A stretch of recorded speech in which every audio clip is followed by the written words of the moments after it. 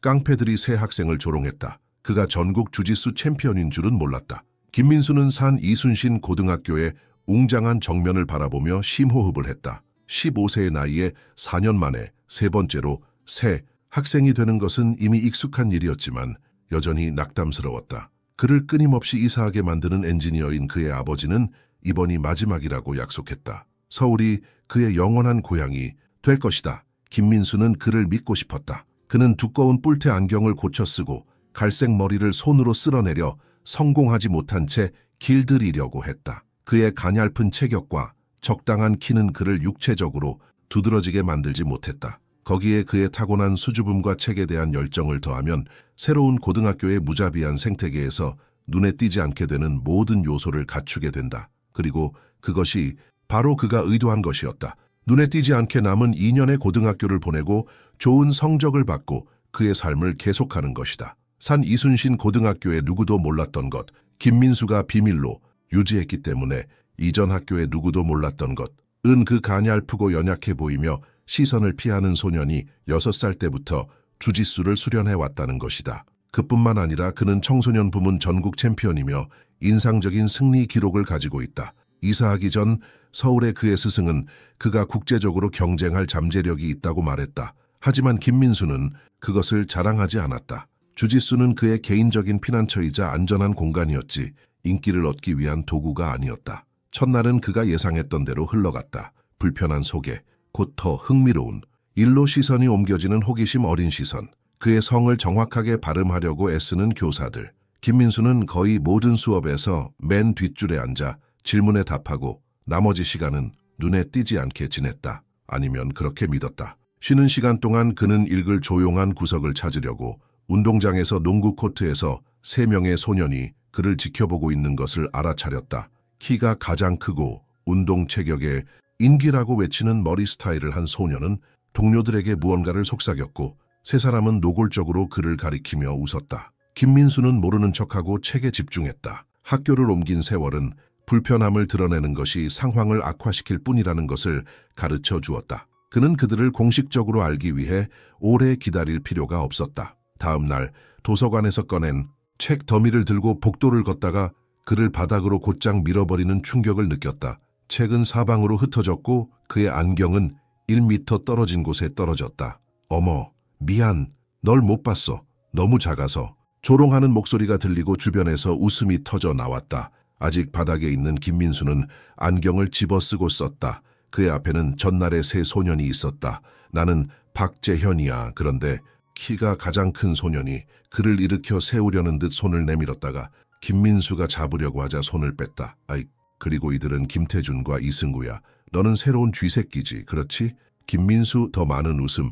김민수는 혼자 일어나 아무 말 없이 책을 줍기 시작했다. 고양이가 네 혀를 먹었니? 쥐새끼야. 박재현이 계속했다. 내 물건을 줍고 있을 뿐이야. 김민수는 침착함을 유지하며 낮은 목소리로 대답했다. 수년간의 훈련은 그에게 감정을 조절하는 법을 가르쳐 주었다. 문제를 일으키고 싶지 않아. 문제를 일으키고 싶지 않아. 박재현이 날카로운 목소리로 흉내내며 더 많은 웃음을 자아냈다. 걱정 마, 꼬맨가. 우리는 그냥 친절하게 대하고 있을 뿐이야. 그렇지, 얘들아. 머리를 짧게 깎은 튼튼한 체격의 김태준은 악의적인 미소를 지으며 고개를 끄덕였다. 3명 중 가장 키가 작지만 똑같이 위협적인 이승우는 바닥에 남아있는 마지막 책을 우연히 발로 차 복도로 날려버렸다. 어머, 또 놓쳤네. 그는 순진한 척하며 말했다. 김민수는 책을 집어들고 그를 따라오는 웃음과 말을 무시하며 재빨리 떠났다. 괜찮아? 그는 자신에게 말했다. 그들은 서로에게 감명을 주려고 하는 바보들일 뿐이야. 지나갈 거야. 하지만 지나가지 않았다. 다음 몇 주 동안 박재현과 그의 친구들은 김민수를 가장 좋아하는 표적으로 삼았다. 그들은 복도에서 우연히 그를 밀었다. 그의 가방을 숨겼다. 그에게 쥐새끼, 안경잡이, 멸치와 같은 별명을 붙였다. 카페테리아에서는 그의 음식이나 먹는 방식에 대해 언급하기 위해 가까이 앉았다. 체육 시간에는 항상 팀에서 마지막으로 선택되었고 박재현은 그를 짐이라고 생각한다는 것을 모두가 알도록 했다. 왜 너를 선택하는지 알아, 쥐새끼야. 체육교사가 팀을 조직하는 동안 박재현이 어느 날 그에게 말했다. 너는 너무 쓸모없어서 불쌍하거든. 누군가는 애완동물을 돌봐야 하잖아. 그렇지? 반 전체가 웃음을 터뜨렸다. 평소에는 조롱에 참여하지 않던 몇몇 학생들조차 재미있어 보였다. 건장한 체격에 운동을 잘하는 학생들에게 더 관심이 있는 맹교사는 상황을 무시했다. 자, 게임하자. 그는 휘파람을 불며 소리쳤다. 그날 축구 경기 동안 김민수는 평소처럼 거리를 두려고 노력했다. 하지만 공이 그에게 가까워질 때마다 김태준은 우연히 그를 밀거나 박재현은 공을 만지지 말라고 소리쳤다. 마침내 그가 유용한 일을 할 수 있는 분명한 기회를 얻었을 때 이승우는 그에게 발을 걸어 진흙 속에 얼굴을 처박게 했다. 조심해, 쥐새끼야. 오늘은 경기장이 미끄러워. 이승우는 거짓 친절로 그를 도우려고 손을 내밀며 말했다. 이번에는 몇몇 반 친구들이 웃지 않았다. 한 소녀인 김유진은 무언가를 말하고 싶어 하는 것 같았지만 결국 침묵했다. 김민수는 도움을 거절하고 진흙으로 뒤덮인 얼굴과 셔츠를 닦으며 혼자 일어섰다. 맹교사는 경기장 반대편에서 알아차리지도 못했다. 1분 안에 저 3명을 모두 쓰러뜨릴 수 있어.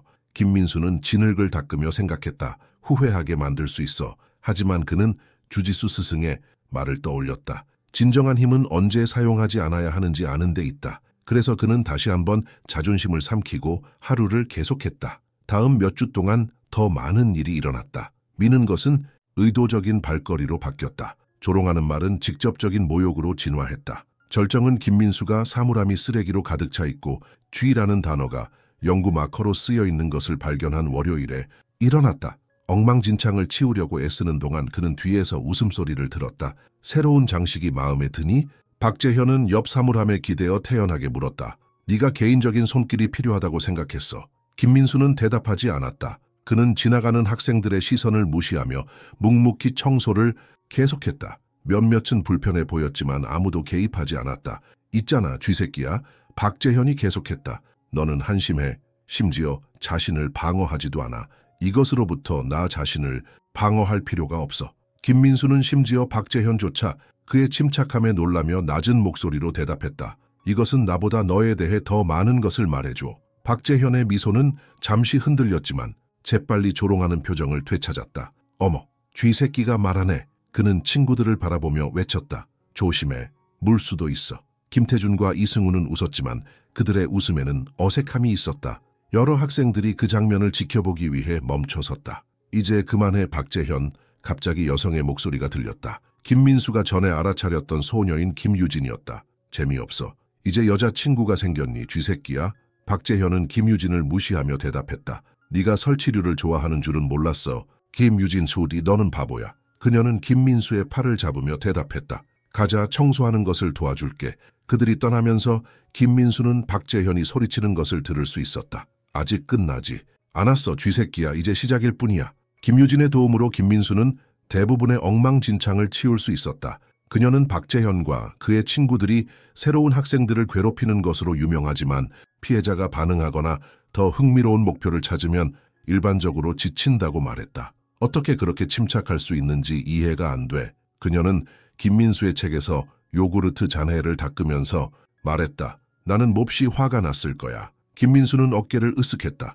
더 나쁜 일을 겪었어. 그는 간단하게 대답했다. 도와줘서 고마워. 그런데 천만에. 그녀는 미소를 지으며 말했다. 누군가는 해야 했어. 박재현은 그의 아버지가 지역은행의 이사이고 스포츠팀에 돈을 기부하기 때문에 자신이 학교의 주인이라고 생각해. 그래서 교사들이 눈을 돌리는 이유를 설명해 주는군. 김민수는 생각했다. 그날 밤 방에서 카타를 연습하면서 김민수는 상황에 대해 곰곰이 생각했다. 지금까지 그는 평소의 전략을 따랐다.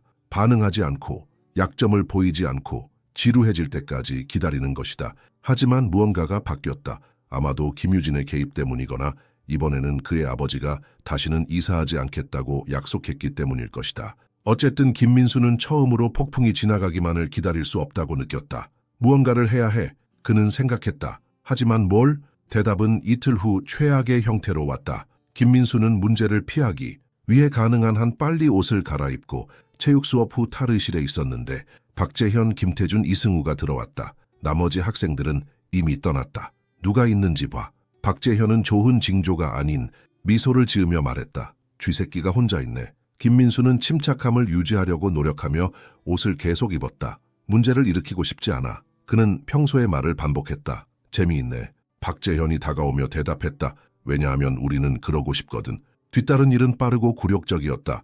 김태준과 이승우가 그를 잡고 있는 동안 박재현은 그의 옷을 벗겨 완전히 젖게 샤워실에 던졌다. 그런 다음 웃음소리 속에서 세 사람은 그를 스포츠 장비 사물함에 가두고 벤치로 문을 막았다. 새 집을 즐겨. 쥐새끼야. 박재현이 떠나면서 소리쳤고 그의 웃음소리가 텅 빈 탈의실에 울려 퍼졌다. 김민수는 거의 1시간 동안 갇혀 있다가 평소에 순찰을 하던 경비원이 그의 두드리는 소리를 듣고 풀어주었다. 그때까지 그는 수학 수업을 놓쳤고 그의 옷은 흠뻑 젖었다. 경비원인 필립이라는 노인은 축구팀 셔츠와 학교 운동복 바지를 빌려주었다. 이것을 신고해야 해. 남자는 김민수가 옷을 갈아입는 동안 조언했다. 이런 일을 보는 것이 처음이 아니야. 소용없을 거야. 김민수는 김유진이 박재현의 아버지에 대해 말한 것을 생각하며 대답했다. 저 상황만 악화될 거야. 필립은 그 말에 슬픈 진실을 인정하며 한숨을 쉬었다. 그렇다면 네 스스로를 방어해야 할 거야, 얘야. 그날 밤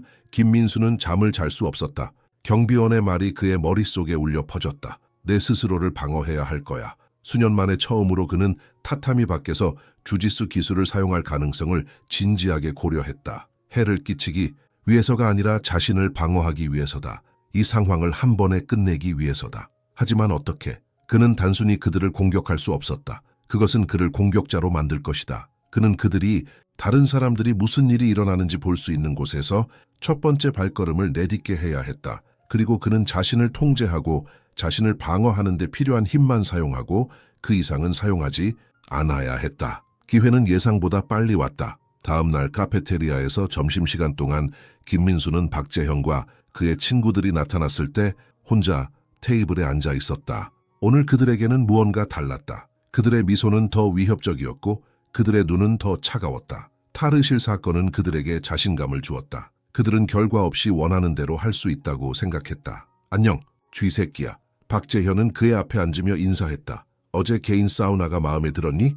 김민수는 대답하지 않았다. 그는 조용히 식사를 계속했지만 속으로는 심장이 쿵쾅거렸다. 지금이야. 그는 생각했다.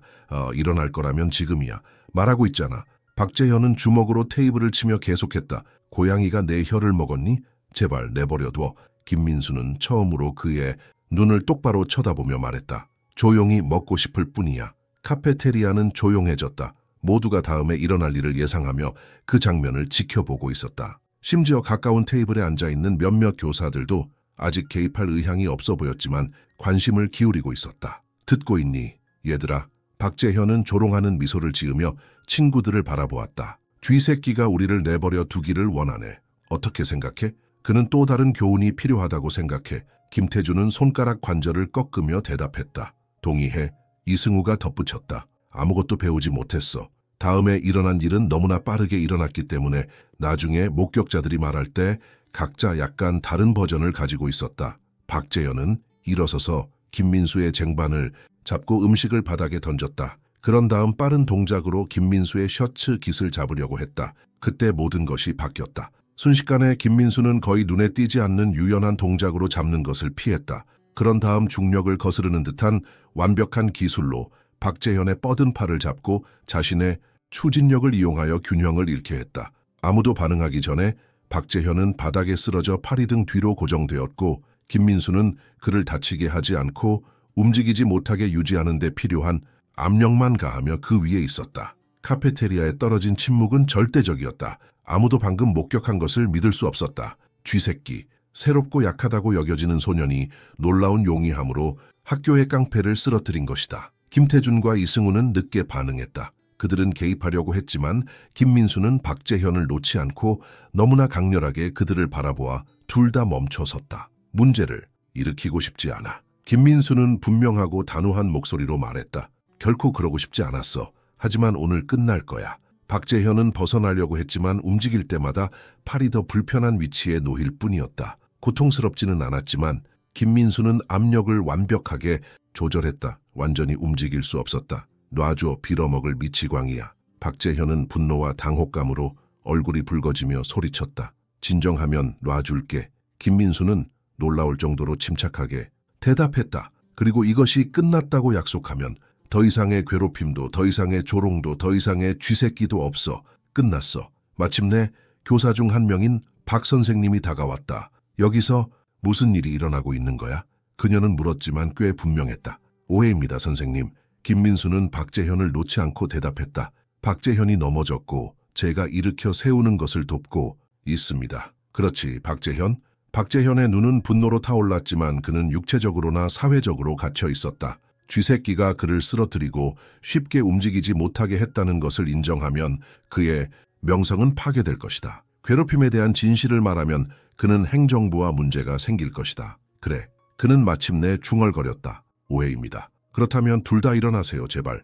박 선생님은 명령했지만 그녀의 시선은 실제로 무슨 일이 일어났는지 완벽하게 이해하고 있음을 암시했다. 그리고 그 엉망진창을 치우세요. 김민수는 박재현을 놓고 유연한 동작으로 일어섰다. 그는 그를 돕기 위해 손을 내밀었고 그 제스처는 관중들에게 눈에 띄지 않았다.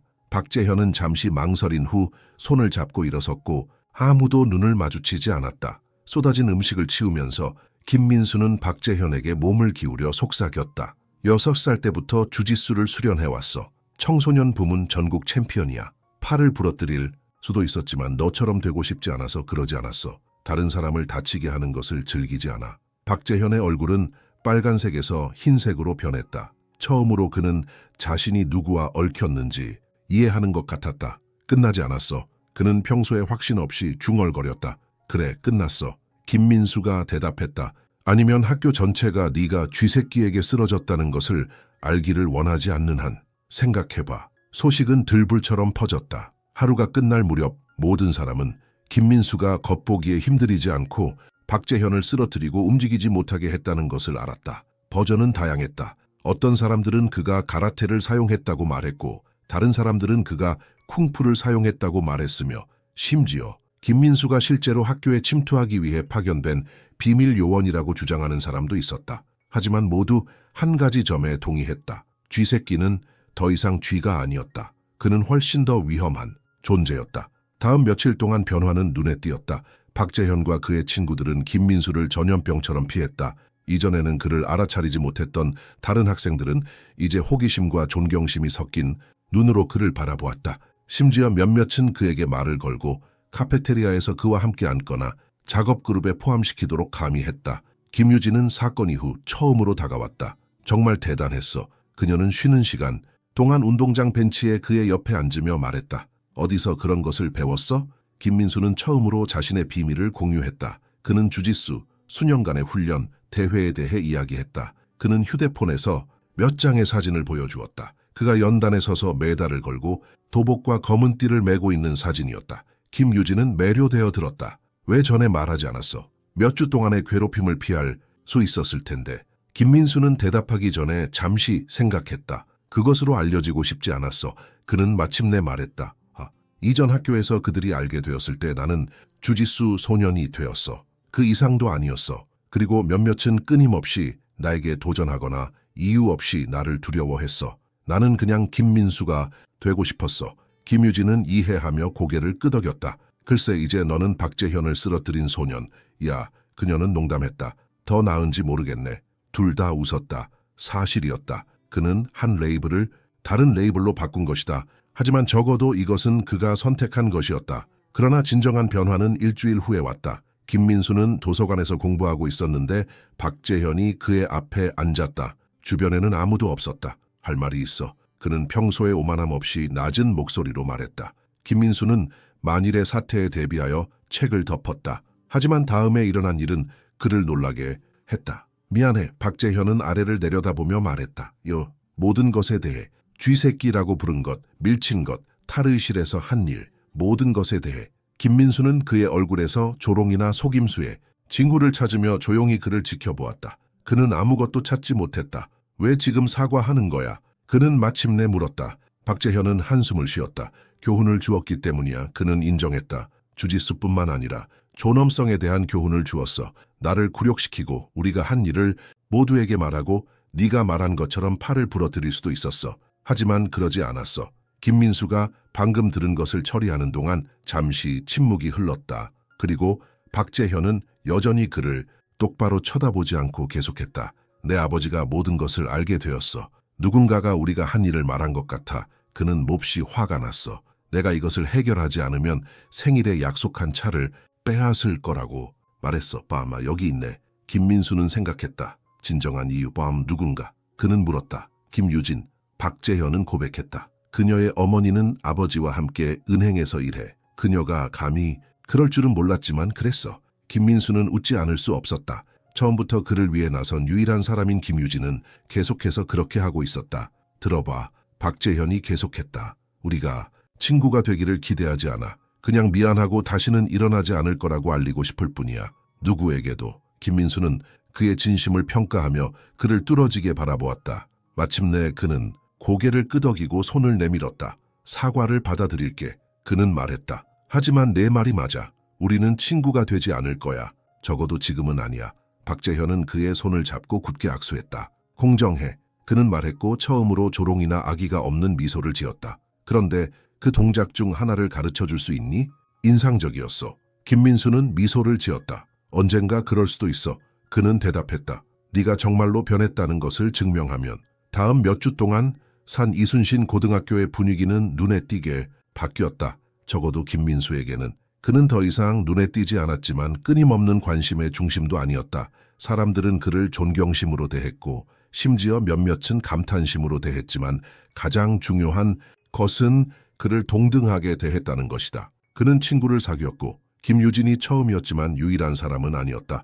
체스클럽에 가입했고 여러 학생들의 많은 주장 끝에 금요일 오후에 기본적인 자기 방어 수업을 시작했다. 박재현과 그의 친구들은 거리를 두었지만 괴롭힘은 완전히 멈췄다. 때로는 복도에서 정중한 인사를 나누기도 했다. 그들은 친구가 아니었지만 적도 아니었다. 그들은 단순히 서로를 존중하는 법을 배웠다. 어느 날 오후 김민수가 방과 후 텅 빈 체육관에서 몇 가지 기술을 연습하고 있을 때 경비원인 필립이 그를 지켜보러 왔다. 내게 특별한 것이 있다는 것을 알았어. 남자는 자랑스러운 미소를 지으며 말했다. 미손트와. 첫날부터 알았지. 김민수는 멈추고 미소를 지었다. 그날 도와주셔서 감사합니다. 그는 대답했다. 당신의 말씀이 제게 필요한 추진력을 주었습니다. 필립은 손을 흔들며 무시하는 제스처를 취했다. 나는 아무것도 하지 않았어. 너는 올바른 결정을 내렸어. 깡패가 되지 않고 자신을 방어하는 것. 그것은 어떤 싸움 기술보다 더 많은 힘을 필요로 해. 김민수는 그 말에 담긴 지혜를 이해하며 고개를 끄덕였다. 그는 주짓수 스승을 떠올리게 했다. 가장 이상한 것이 뭔지 아세요? 김민수는 잠시 후 말했다. 수년 동안 눈에 띄지 않기 위해 노력했습니다. 그리고 이제 모두가 나를 알고 내가 누구인지 알게 되면서 이전보다 더 자유로워진 것 같습니다. 더 이상 숨지 않기 때문이야. 필립이 대답했다. 더 이상 자신을 두려워하지 않아. 김민수는 연습을 계속하면서 그 말에 대해 곰곰이 생각했다. 사실이었다. 수년 동안 그는 낙인 찍히고 어울리지 못할까봐 자신의 근본적인 부분을 숨겨왔다. 박재현의 괴롭힘은 고통스러웠지만 결국 그가 자신이 누구인지 받아들이고 자신의 진정한 힘을 보여주도록 강요했다. 육체적인 힘뿐만 아니라 정신적, 감정적인 힘도. 학기 말에 김민수는 예상치 못한 놀라움을 받았다. 몇 주 동안 괴롭힘을 무시했던 맹교사가 그의 사무실로 불렀다. 지켜보고 있었다. 김민수. 남자는 존경심이 섞인 어조로 말했다. 재능이 있더군. 청소년 주짓수 국가대표팀이 다음 여름에 훈련 캠프를 위해 서울에 올 거야. 코치와 이야기를 나눴는데 그가 너에게 관심이 있더군. 여기 정보가 있어. 그는 캠프에 대한 자세한 내용이 담긴 전단지를 건네주었다. 김민수는 놀라움과 감사함으로 그것을 받았다. 감사합니다, 선생님. 그는 진심으로 감동하며 말했다. 선생님이 주짓수를 아시는 줄 몰랐습니다. 맹. 교사는 희미하게 미소를 지었다. 네가 모르는 것이 많아 얘야. 그는 대답했다. 하지만 중요한 것은 네가 근본적인 것을 증명했다는 거야. 진정한 힘은 다른 사람을 지배하는 데 있는 것이 아니라 자신을 지배하는 데 있다는 것을. 김민수는 미소를 지으며 사무실을 나섰다. 그의 아버지가 옳았다. 서울이 그의 영원한 고향이 될 것이다. 그리고 기억할 수 있는 이후 처음으로 그는 자신이 누구인지 정확히 두려워하지 않았다. 필요할 때 멈출 수 없는 투사가 될 수 있는 조용하고 학구적인 소년. 거기에는 모순이 없었다. 그들은 단순히 같은 사람의 두 얼굴이었다. 그날 오후 서울의 봄 햇살 아래 집으로 걸어가면서 김민수는 산 이순신 고등학교에 도착한 이후 일어난 모든 일에 대해 생각했다. 그는 괴롭힘에 맞서 싸웠고 진정한 친구를 찾았으며 자신의 몸뿐만 아니라 존엄성도 방어하는 법을 배웠다. 그리고 가장 중요한 것은 이 이야기가 마음에 드셨다면 채널을 구독해주세요. 여러분의 구독은 저에게 매우 중요하며 이와 같은 이야기를 계속 전달하는 데 많은 도움이 됩니다. 그러니 저를 지원하기 위해 구독해주시고 이 이야기에 대한 의견을 댓글로 남겨주세요. 그리고 아직 끝나지 않았습니다. 지금 화면에 이와 같은 또 다른 인상적인 이야기가 나오고 있습니다. 저는 당신을 기다리고 있으니 그것을 클릭하세요.